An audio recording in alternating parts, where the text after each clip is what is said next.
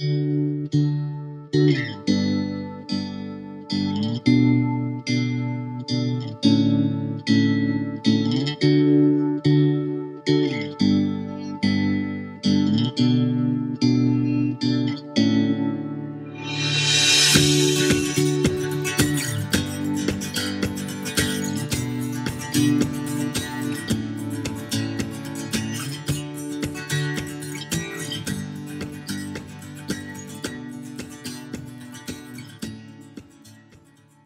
we are in Medora, North Dakota, and this is the home to Theodore Roosevelt National Park.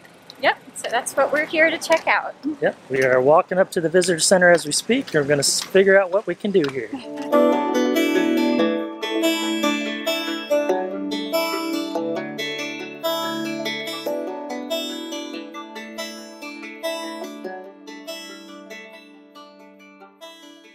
So this is Theodore Roosevelt's actual cabin behind us. It's not a replica, it's the actual thing, which is pretty impressive. He just absolutely loved North Dakota and called this home. He had a couple of different ranches here. He was an amazing president for land conservation. He actually set aside over 230 million acres to be public lands, you know, whether it be national park, wildlife refuge, whatever it may be. He really saw, he was a cowboy himself, and he saw the beauty out here and wanted to preserve that for future generations to be able to enjoy. So inside the cabin you can see some of his actual belongings, one of which is the trunk that he carried with him as he left New York. February 14th of 1884, he actually lost both his mother and his wife on the same day. So to mend his broken and grieving heart, he headed west to his ranch in North Dakota. He actually had an infant daughter at the time that he left with his sister in New York, and came out here to try to get past all of that heartbreak. I can't imagine how difficult that must have been. A young father, having lost two incredibly important women in his life.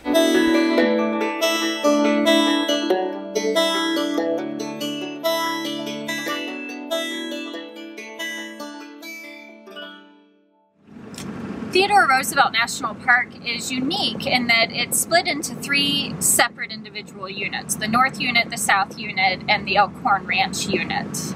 Yeah, this is a huge park. I think in total it's something like over 70,000 acres. Right. So the South Unit is the most popular and most visited unit, and that's actually where we are now. It's right outside the town of Medora, North Dakota, which is a really cute, totally touristy town.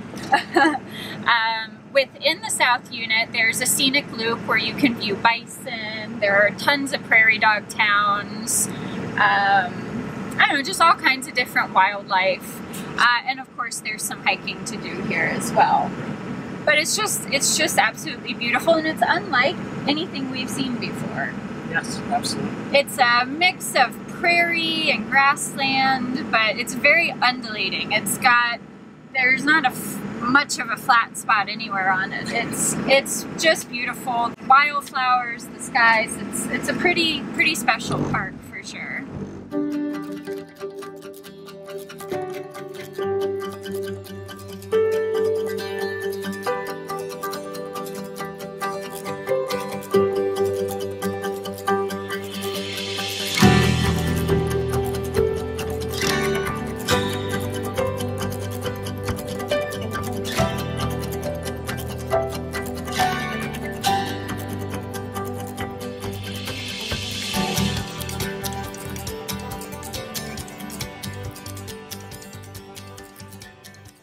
Doing the Wildlife Loop Drive, or what part of it we can, because it was actually washed out. So you can go 25 miles until the road is closed, and then turn around and come back. You go 25 miles from the southern entrance. Right. And then you have to turn around and go back. But yeah, the Dakotas don't seem to want us to go outside. It's constant rain and severe thunderstorm warnings since we've hit the Dakotas. Yeah, the weather here is pretty tumultuous. It's beautiful and severe and just all of the things. It's an incredible place. Yeah. It just wants to keep us indoors.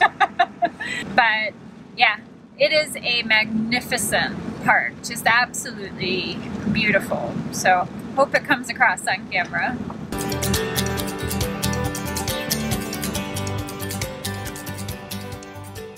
So the park has taken on a whole different look with this rainstorm.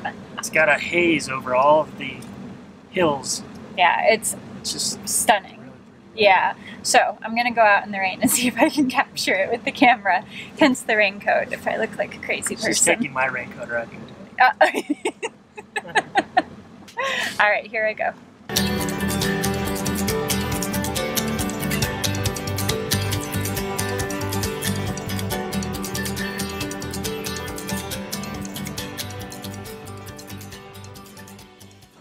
The prairie dog counts here are some of the biggest I've ever seen. They're just like miles of them as far as the eye can see. It's insane.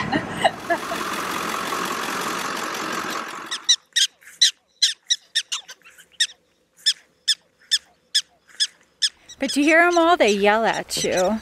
They chirp or bark, I think is the actual proper term. Any literature you read on these prairie dog towns talk about how essential they are to the ecosystem, that they're a food source for just about everything. Yeah, so I think these little guys get eaten quite a bit. No wonder they're always yelling.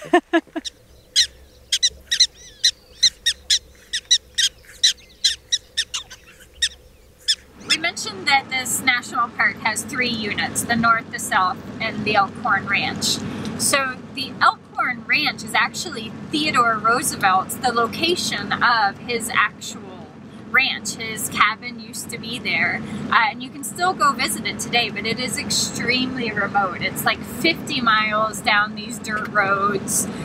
So we don't have time really to visit that while we're here this time, but the fact that you can go out there and see what it was that drew him to build his home there, I think is kind of interesting. It would be something neat to see.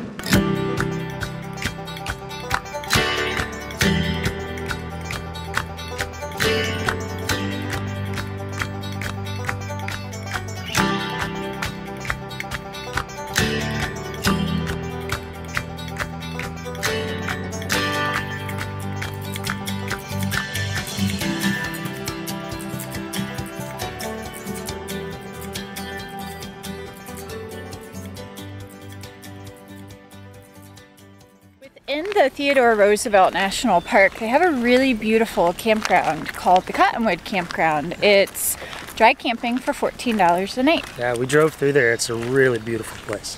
But we didn't stay there. No. We needed hookup for the dog. It was hot.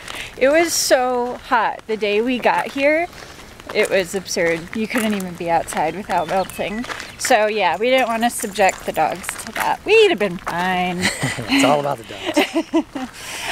So we stayed in this Medora City campground. $45 a night, full hookups, which really isn't that bad, but it's more than we like to pay. Yeah. It's just your typical RV campground, pretty close spaces. They do have nice bathrooms. It's really clean, really well kept. It's really close to the park. It's only about a mile from the park entrance, and that's probably its biggest attribute, is just its location and the fact that it's for full hookups, it's the best option in the area that we could find. Yep, but we are headed out today. We're moving on, headed west. Yep, excited.